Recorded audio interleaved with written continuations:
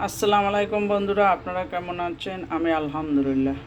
আমি এখানে দুধ নিলাম হাফ লিটার, তেজপাতা, দারচিনি, এলাচি সব দিয়ে এটাকে জ্বালাচ্ছি। আমি এর ভিতরে সেমাই দেব, চিনি দিয়ে দিচ্ছি, লবণ দিয়ে দিচ্ছি, সব একসাথে মিক্সড করে দিয়ে এখন আমি এটাকে জ্বালাচ্ছি, ভালো করে ফুটিয়ে নিব। তারপরে সেমাইটা একটু হালকা ঠান্ডা করে সেমাইটা দিয়ে দেব।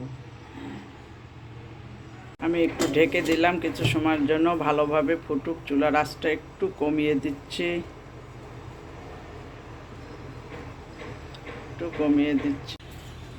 দুধটা ফুটে গেছে। আমি এখন চুলাটা একদম কমিয়ে দেব। অনেক সময় ধরে দুধটা ফুটাচ্ছে, এখন চুলাটা আমি অফ করে দিলাম। সেমাইটা একটু হালকা ঠান্ডা হোক, একদম গরম এর ভিতর দিলে সেমাইটা সিদ্ধ হয়ে যাবে বেশি।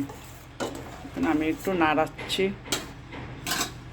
এই চুলা থেকে পাশের চুলাটা নিয়ে আসি, যাতে তাপটা একটু কম হবে। তারপরে আমি ঢেকে দিব, একটু হালকা ঠান্ডা হোক। এর ভিতর যখনই আমি সেমাইটা ছেড়ে দেব, সেমাইটা একদম গলে যাবে।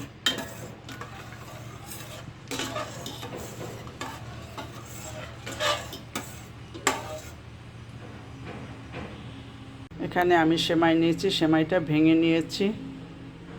এখন আমি সেমাইটা দিয়ে দিলাম, বিসমিল্লাহ। নাড়া দিয়ে দিচ্ছি।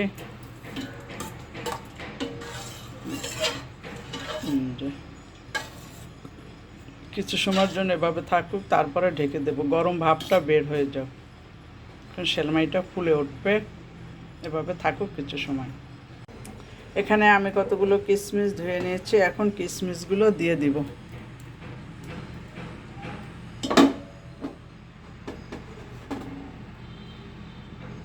এখন একটু নাড়া দিয়ে দিব।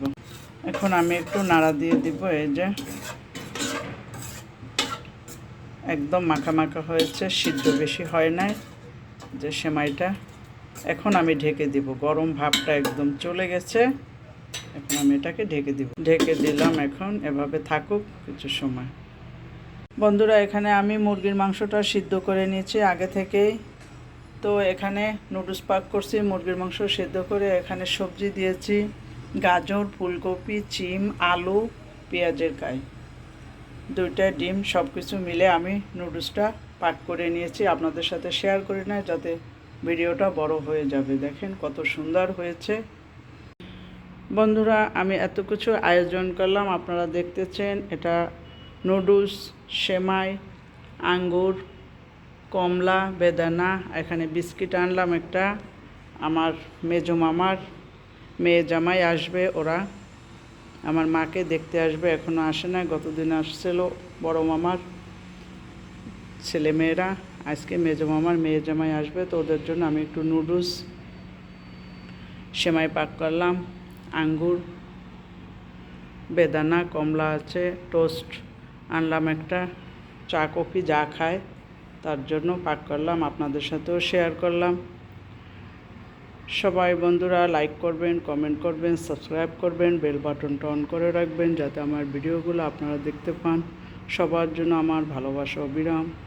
সবাই ভালো থাকেন বন্ধুরা, খোদা হাফেজ।